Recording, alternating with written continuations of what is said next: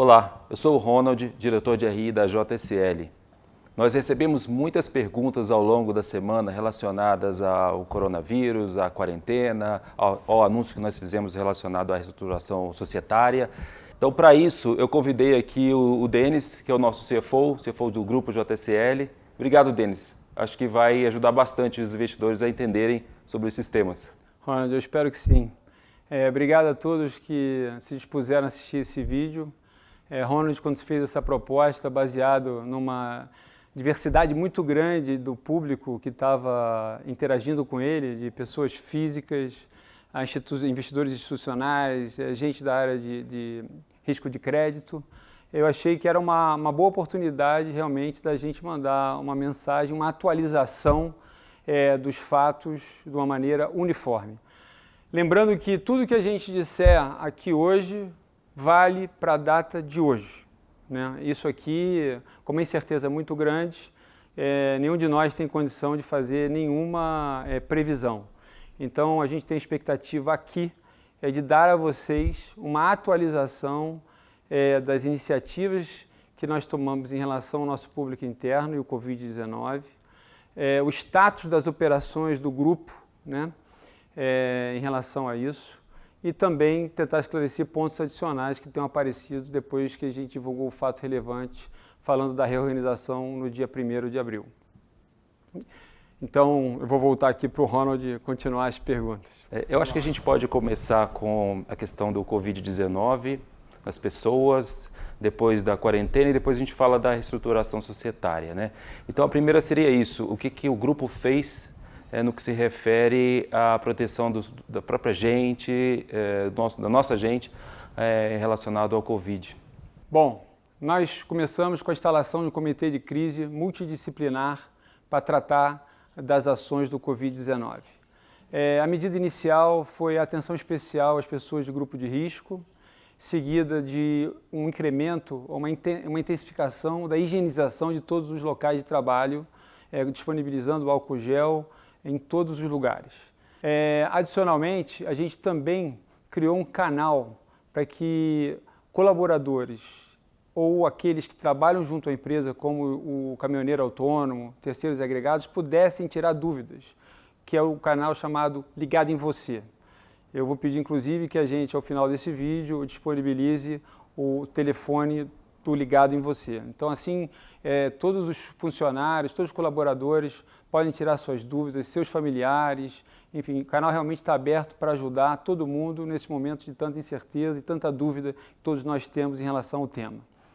Então, essas são algumas medidas básicas que nós tomamos em relação aos nossos colaboradores. Agora, nas nossas operações, a gente também tomou medidas específicas caso a caso. Lembrando que o Grupo JSL está inserido na mobilidade urbana, no transporte de carga, no transporte de pessoas, no aluguel de longo prazo de caminhões, máquinas e equipamentos com serviço de manutenção. As medidas que a gente tomou foram as seguintes. Para aquilo que diz respeito ao transporte municipal, a gente reforçou a higienização para proteger todos os nossos passageiros, que isso é uma operação dentro da CS Brasil, como também os nossos motoristas. Nas operações, de forma geral, a gente tem tirado a temperatura do colaborador quando ele chega para trabalhar. Isso também é uma medida preventiva. E quando você olha para o negócio de locação de automóvel, né, a gente intensificou a higienização dos automóveis. E uma outra coisa que eu estava esquecendo de mencionar é que a gente tem fornecido uma cesta de alimentação para os nossos caminhoneiros que estão trabalhando nas estradas, mas também para aqueles terceiros e agregados, que são caminhoneiros autônomos ou pequenas empresas que trabalham junto a gente, ajudando a fazer todas essas entregas de mercadoria. Ronald, o que seria então a próxima pergunta? Como em todo o resto do mundo, nós adotamos no Brasil a quarentena, que causou uma desaceleração no negócio de muitas empresas. E uma pergunta do Lucas Marchiori, do BTG, é o seguinte: olhando o grupo JSL como um todo e todas as suas empresas, onde que essa desaceleração está acontecendo de forma mais acentuada e menos acentuada? Começando então pela parte de logística do grupo, na JSL Logística, eu diria que o principal impacto que a gente verificou até agora é o impacto que já tinha sido anunciado pelas montadoras, que foi a parada do setor automotivo. O setor automotivo ele representa 20% do faturamento da logística, né? E como se compõe o resto? A gente tem cerca de 40% que é baseado em contratos de longo prazo, contratos de 5 anos, a maior parte deles com empresas de commodities. Essas empresas continuam operando em ritmo normal e é exatamente nesses contratos de longo prazo é onde a gente tem maior intensidade de ativo. Então isso responde por 40% da atividade da JSL Logística em termos de receita e isso continua rodando normal. Quando a gente olha para o saldo, para os 60%, eu já mencionei o automobilístico, que representa 20% do todo, né? Então o automobilístico fez um downtime, isso obviamente fez com que a gente deixasse de ter esse volume de atividade. Lembrando que aqui, essa é uma operação com perfil leve em ativos. O que significa dizer? Significa dizer que a gente tem a subcontratação de um caminhoneiro independente ou de uma pequena transportadora. Logo, a gente não tem a receita, eu também não tenho o principal custo associado, que é a subcontratação dele. Eu digo isso porque isso é importante quando os senhores pensam em termos de ajuste da estrutura de custo vis-à-vis a receita. Então, esse aqui você tem um ajuste imediato, obviamente sempre fica um dever de casa para você fazer em parte com base na sua estrutura fixa, mas que é uma parte muito menor. Então, se a gente pensar em termos de EBITDA, o impacto da desaceleração do setor automobilístico é maior na receita do que no EBITDA como proxy da geração de caixa. Então, se ela é 20% do faturamento da logística, eu me arrisco aqui a dizer que seja em torno de 15%, 10% a 15% da geração de caixa da logística. Então, esse é o principal desaceleração. A gente tem alguns segmentos com mais atividade, como o segmento de alimentação, alimento e bebida, higiene e limpeza. Isso somado deve representar cerca de uns 16%. Então, o setor automobilístico ainda é um percentual maior do que esse que está indo para cima. E no entorno, nos outros vários setores que a gente trabalha, lembrando que a gente atua em mais 16 setores diferentes da economia brasileira, você ainda tem já uma leve desaceleração. Então, o que a gente observa na nossa emissão de conhecimento de transporte é uma desaceleração em torno de uns 22%. Denis, e pensando na CS Brasil, que tem locação de ativos, mas tem também o transporte de passageiros, né? Ronald, entre as duas atividades que você mencionou na CS Brasil, a mais afetada, sem dúvida nenhuma, foi o transporte público de passageiros. Na nossa medição, a gente está com cerca de 30% de passageiros vis-à-vis o que se tinha antes dessa pandemia, né? Agora, que medidas nós tomamos em relação a isso? A gente tem um número menor de veículos rodando, né? E também, em conjunto com o apoio do sindicato, a gente diminuiu as horas trabalhadas, né? Então, dado que houve uma queda na receita, a gente também está fazendo os ajustes de custos, né? E vamos fazer todo ajuste de custo que for necessário para manter os negócios equilibrados. Vale lembrar também que a gente tem uma operação pequena de limpeza urbana, e essa continua com regularidade, que é uma atividade essencial à sociedade. E também que a principal atividade que gera o resultado da CS Brasil é o aluguel de veículos de longo prazo para o setor público ou empresas, de certa forma, controladas pelo setor público. Então, nós já tivemos 100% dessa atividade diretamente com o setor público. Hoje, a gente tem 40% do aluguel de automóvel de longo prazo para o setor público diretamente e 60% para empresas de economia mista. E na base de clientes, você tem muito cliente, por exemplo, do ramo de saneamento, que eu acredito que é um ramo que vai continuar rodando aí, pelo menos durante um bom tempo, de forma saudável. Então, do ponto de vista de resultado, geração de caixa, eu acho que a nossa empresa CS Brasil é um ativo bastante protegido. Ele não é imune, ele não é blindado, mas nesse momento ele está seguindo o seu ritmo normal naquilo que tem mais expressão dentro da geração de caixa e de resultado da CS Brasil. Agora, falando para você da Movida, né? A Movida, a gente tem que lembrar que ela tem o seguinte característica. Ela tem contratos de gestão e terceirização de frota de longo prazo e tem o que o pessoal chama de RAC, que são aluguéis diários, mas também inclui o aluguel mensal. Então, qual é o status dessas operações? A gente tem tido o gestão e terceirização de frota rodando ainda em ritmos normais.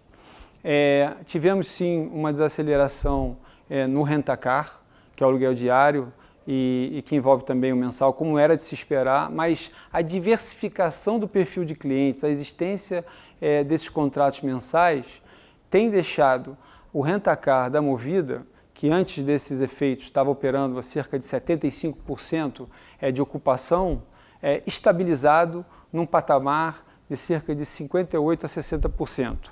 E, de novo, estou dando a vocês um status, mas esse é um número que se estabilizou nos últimos 4 dias. Eu acho que isso é muito positivo. Por vários governos, inclusive em São Paulo, que esse era algo essencial, a mobilidade urbana, até uma mobilidade com mais segurança, como nós fizemos para nossos funcionários, onde a gente deu um veículo para cada 2 ou 3 funcionários se deslocarem para evitar o transporte de massa e evitar o contágio. Isso foi entendido dessa forma pelo governo. Então, hoje, a gente tem cerca de 30% apenas das lojas fechadas de aluguel de rentacar, mas lembrando que isso muda todo dia, então peço a vocês sempre a atenção à data desse vídeo, né? Agora, se vocês me perguntarem quanto ao ciclo final do negócio, que é a venda de automóvel, eu confesso que talvez no nosso caso base, a gente tivesse uma projeção mais conservadora do que a gente está vendo acontecer. A gente tem conseguido fazer vendas online e a gente, nesse momento, está entendendo que o ritmo de vendas vai ser mais ou menos cerca de 20% daquilo que costumava ser em condições normais de temperatura e pressão. De novo, esses são os dados atuais. Então, de certa forma, eu acho que tem mostrado uma resiliência até um pouco maior do que o nosso cenário base. Cenário base esse que vale a pena mencionar, a gente está revisando, revisitando à medida que novas informações a gente vai recebendo. Denis, em relação a Vamos, como é que a gente sentiu esse impacto? A Vamos, a gente vale lembrar ao investidor que 90% a 95% da geração de caixa dela vem de contratos de aluguel de longo prazo, com a sua grande maioria de mais de 5 anos, igual ou maior que 5 anos. Isso responde por mais de 85% do perfil de contratos delas. Chegamos a ter contratos de até 10 anos. Então, dito isso, esses contratos continuam em boa ordem e rodando normalmente, né? Temos tido uma atenção especial àquilo que requer manutenção, mas estamos em dia com todos os nossos compromissos com os nossos clientes. E quando você fala um pouco da base de clientes, do perfil, se os senhores quiserem pensar prospectivamente, ela tem uma base de clientes que foi, na sua grande maioria, testada durante o período recessivo no Brasil, né? E ela atravessou, eu diria, muito bem aquela recessão que foi, até então, a maior recessão na história do país. E que perfil de clientes são esses? Você tem clientes do agronegócio, o campo está rodando bem, ele continua rodando. Ele tem clientes de energia, grandes clientes de energia, também eu acho que é algo que vai mostrar uma resiliência maior do que a média. E tem clientes que estão ligados ao delivery, nas cidades, na distribuição urbana, que é algo que acho que nunca se usou tanto quanto agora. Então isso me faz ter bastante confiança na continuidade dessa atividade no ritmo que está e na qualidade dos valores a receber, né? Eu acho que esses são os principais pontos a destacar no caso da Vamos. E o que você diz respeito à nossa concessão das máquinas Valtra e Komatsu, como a demanda é mais ligada no campo, a gente ainda tem visto uma demanda razoável. Mas, de qualquer jeito, a maior contribuição na Vamos está no negócio de aluguel. E quanto à BBC, de serviços financeiros, e as concessionárias, a original concessionárias? A BBC, a carteira de clientes ainda está rodando mal, muito disso está ligado ao transporte, então o pessoal tem faturado, a gente não tem tido nenhum sinal de inadimplência, pelo menos não até agora relevante, lembrando que a gente tem, além da entrada, o ativo como garantia, né? Nossos contratos são todos no formato de leasing, então é uma garantia muito confortável que a gente tem. E falando das concessionárias de automóvel, que é basicamente da marca Volkswagen, a gente cortou as atividades de vendas, colocando as pessoas de férias, né? e utilizando o banco de horas, mas tem mantido a parte de manutenção ativa, né, que é um serviço essencial. Você cobriu todas as empresas do grupo JSL, né? Mas o Vitor do BBI e a Heloísa Cruz da Stoxus, eles fazem a seguinte pergunta: se a gente pegar o grupo JSL como um todo, o que vem de contratos de longo prazo em cada empresa? A Vamos, por exemplo, a maior parte vem de contratos de longo prazo. O que mais? O que do resultado de 2020 está baseado em contratos de longo prazo? Bom, como eu não tenho essa resposta consolidada, eu vou pedir a licença para responder a vocês de acordo com a divulgação que a gente faz daquilo que gera mais caixa no grupo. Então, se a gente olhar a logística, cerca de 80% é contrato de longo prazo. Só que metade desses contratos são contratos mais amarrados, porque tem investimento nosso, quer dizer, tem ativos próprios, então eles são muito mais amarrados. E a outra metade é o que o pessoal chama no mercado de asset light em inglês, ou leve em ativos. Esses são contratos de longo prazo, sim, porém dependem do volume do nosso cliente, né, para que a receita aconteça. E aí, eu estava lembrando aos senhores que o automobilístico parou, mas os outros segmentos continuam andando, como o químico, alimento, saúde, higiene e limpeza. Então isso é uma cesta de setores da economia, mas que muitos continuam rodando. Essa é uma característica da logística. Mas se a gente pegar a Vamos, por exemplo, a Vamos, 95% da geração de caixa dela é baseada em contratos de longo prazo, contratos de 5 anos, certo? Se a gente olhar a CS Brasil, também, o que gera 95% do caixa dela também são contratos de longo prazo e contratos de 5 anos. E a Movida? A Movida, a gente, quando junta os contratos de pessoas físicas e os institucionais, incluindo aí o GTF, o mensal, eu diria que um pouco mais da metade é contrato de longo prazo. Isso tem mostrado uma resiliência no caso da Movida, né? A resiliência tem vindo daí e também de alguma atividade ainda no próprio Rent-A-Car e perfil diversificado de clientes. Denis, o Fernando Abdala, do JP Morgan, ele pergunta o seguinte: passada a crise, passado esse período agora de quarentena, o que a gente imagina de mudança que pode acontecer nos negócios do grupo? Bom, eu respondo essa pergunta com toda a humildade do mundo, dizendo que eu não consigo fazer essa previsão, eu não tenho essa competência para fazer uma previsão. Agora, qual é a única certeza que eu tenho? A JSL e todos os seus negócios existem com base no volume de atividades que nós temos. Então, o nosso modelo de negócio tem sempre a flexibilidade para se ajustar a novos volumes. E o compromisso que vocês têm de toda a administração e todos nós na JSL é que a gente tem trabalhado todo dia com vários cenários para que a gente faça o dimensionamento da companhia para a atividade econômica que existir no final desse processo. E a gente vai continuar com o compromisso dos retornos adequados, seja a companhia uma companhia maior, seja uma companhia menor. Então, Ronald, o que a gente vai poder dizer para todo mundo, como você tem visto no nosso dia a dia, é que a gente vai trabalhar com muito afinco para que a gente tenha velocidade e flexibilidade para ajustar o tamanho do grupo JSL para a atividade econômica que existir após esse processo, que eu realmente não tenho a capacidade de antecipar. Se a gente pensa em ter flexibilidade, agilidade, um outro ponto que surgiu muito ao longo dos últimos dias, perguntas, que também o Fernando Abdala faz, é em relação ao caixa, a liquidez. O que o grupo fez para se preparar para passar por esse momento em relação à liquidez e também os planos de investimento, como é que ficam os planos de investimento enquanto a gente não tem a melhor visibilidade do futuro?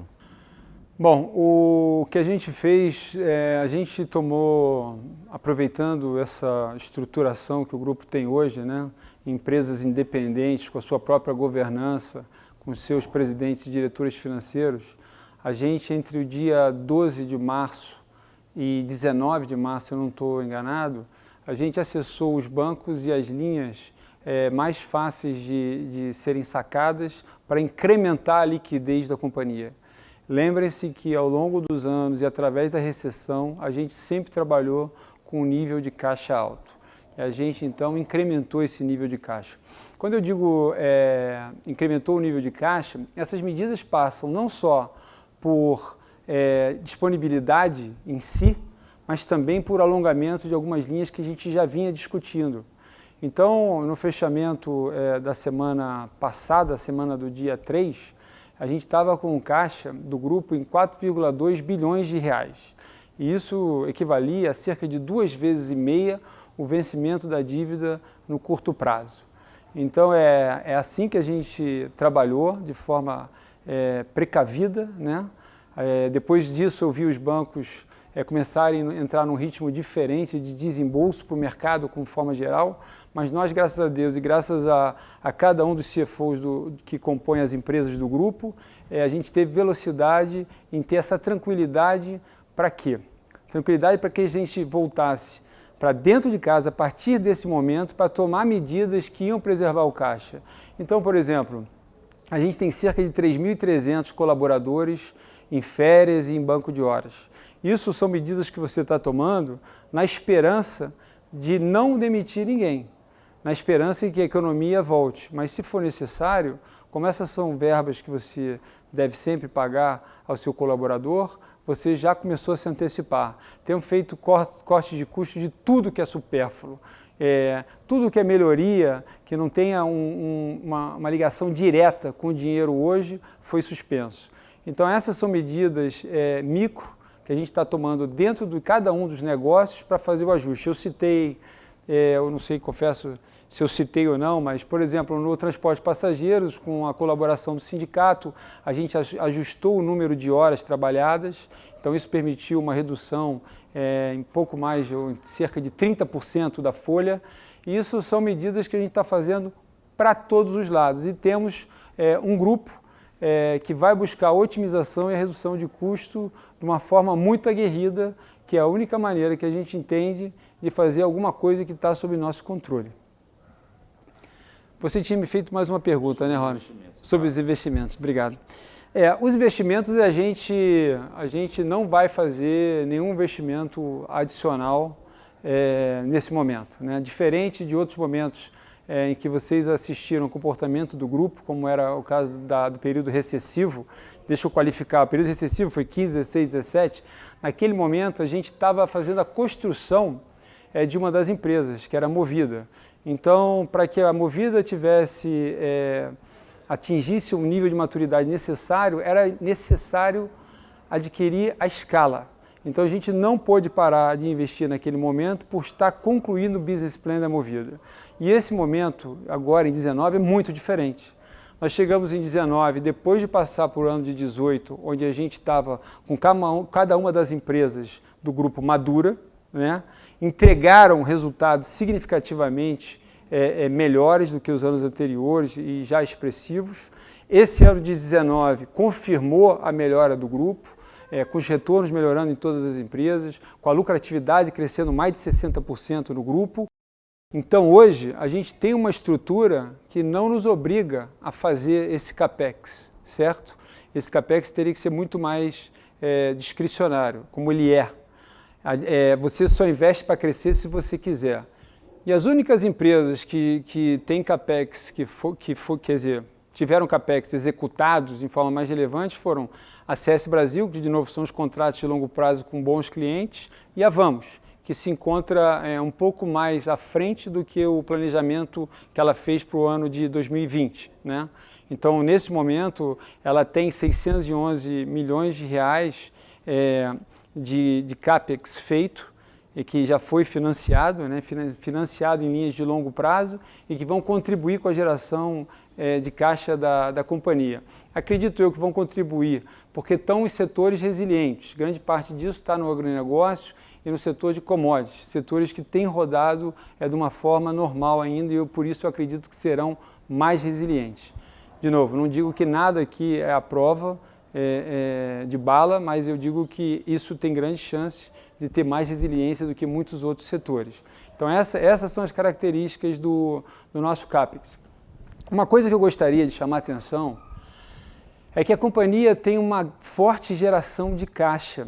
Então, no ano passado, a nossa geração de caixa, antes do pagamento de juros e antes do CAPEX realizado no ano, foi de 1,5 bilhão. Mas qual é o ponto que eu gostaria de fazer, Ronald? No ano passado, nós investimos 2,7 bilhões de reais líquido.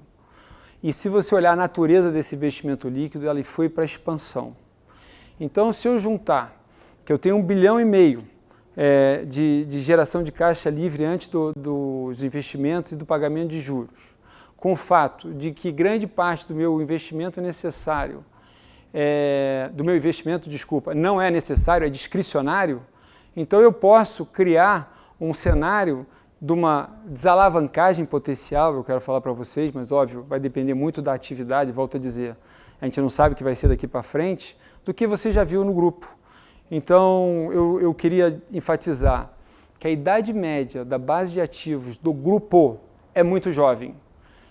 Se eu precisar gastar algum dinheiro no CAPEX de manutenção, entenda-se CAPEX de manutenção, aquele CAPEX que é necessário para fazer a companhia continuar rodando com o tamanho que ela tem, se ele não for perto de zero, eu diria que ele não é relevante nesse cenário. Então, isso por si só é algo que vocês nunca viram na história do grupo.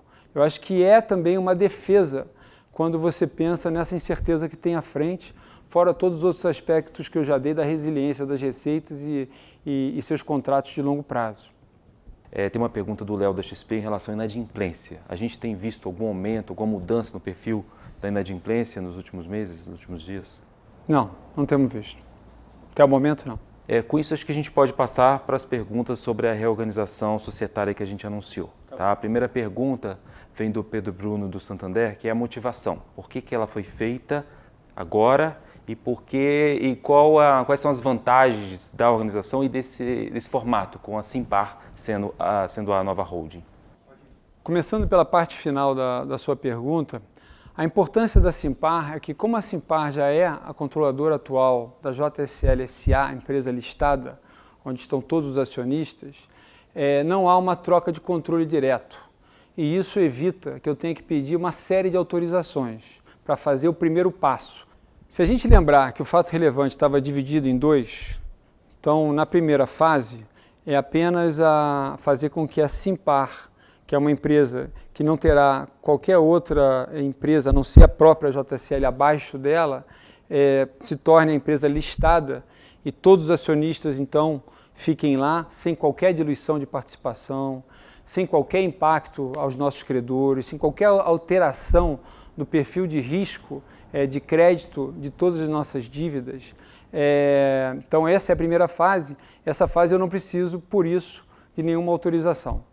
Para fazer a segunda, que completa o nosso objetivo, que é ter, além das outras empresas puramente dedicadas aos negócios dela, ter também uma empresa de logística dedicada puramente a esse fim e que não seja dona de outros negócios, aí sim a gente depende, como de forma costumeira, de várias aprovações.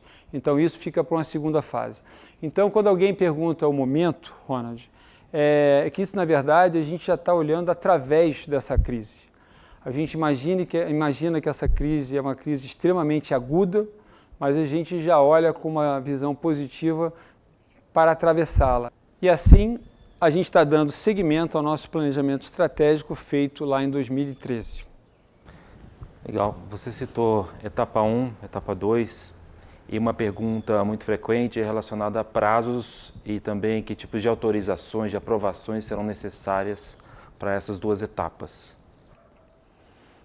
Tá, os prazos, eu diria que a primeira etapa a gente pretende cumprir ela até junho, certo?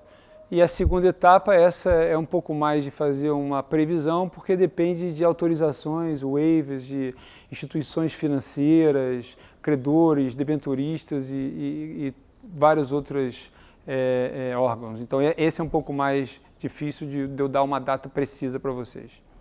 Obrigado, Denis. Nós encerramos aqui as perguntas mais frequentes que recebemos pelos canais de RI. Eu queria convidar as pessoas que fiquem à vontade para enviar novas perguntas para o nosso e-mail, que é o ri@jsl.com.br, ou os canais de RI disponíveis no site, como o próprio telefone. E a gente pode usar esse ou outros formatos para endereçar essas perguntas. Agora eu deixo o Denis aí à vontade para fazer suas considerações finais. Tá bom. Bom, eu queria primeiro agradecer a você, Ronald, pela ideia e pela iniciativa. Eu acho que esse é um momento bastante importante da gente estar perto de todos vocês.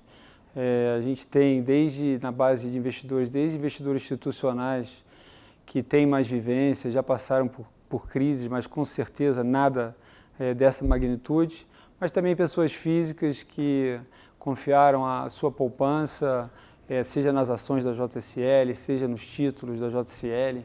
E para todos vocês eu posso dizer que a gente está aqui, está trabalhando arduamente. Nossas atividades têm um cunho essencial nesse contexto, né, para a sociedade.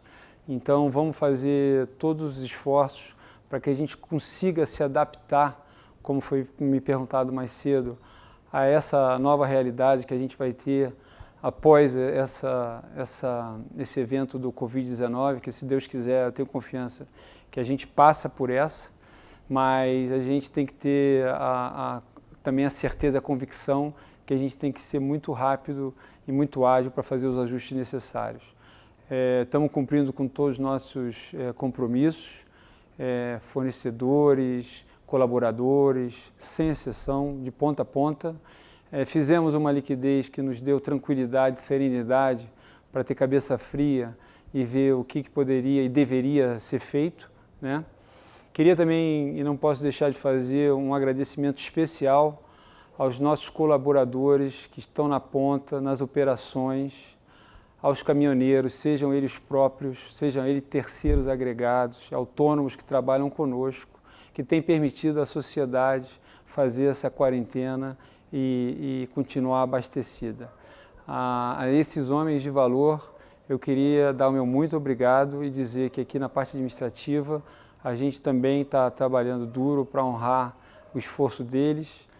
Fernando não está aqui hoje com a gente, está visitando a operação.